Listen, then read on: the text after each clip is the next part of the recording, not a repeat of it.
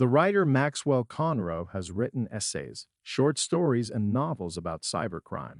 His titles are Mind Rapes, Age of Synthetic Intelligence, and Cyber Raids on Our Minds. He warns us for the risk technology now poses to our personal interests.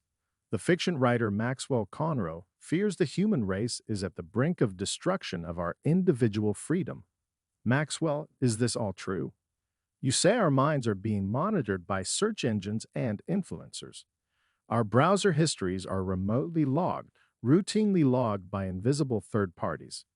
Our minds are being raided and our brains raped. Maxwell, is this all true?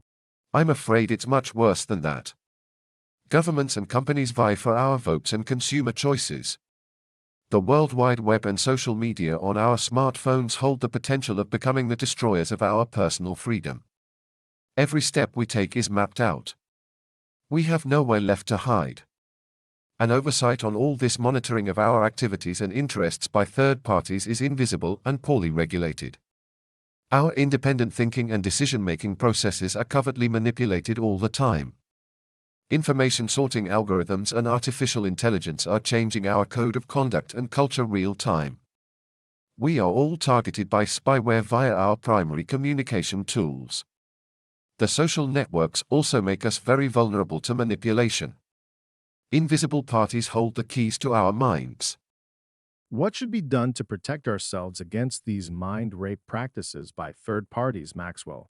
The choice is between corporate surveillance of consumer interests and government surveillance of our voter preferences. But governments and companies have teamed up to jointly data mine our societal movements and opinions. We are nowhere safe from these spy practices. Thank you, Maxwell. Why do we see so little protests? I think we do not know where to seek recourse. As long as public outrage does not prompt for action, no regulatory action will occur. And unchecked abuses of our private information will continue to undermine our independent state of mind and poses huge risks to our individual freedom.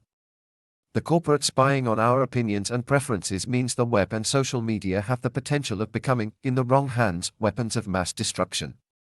We should be very worried about that.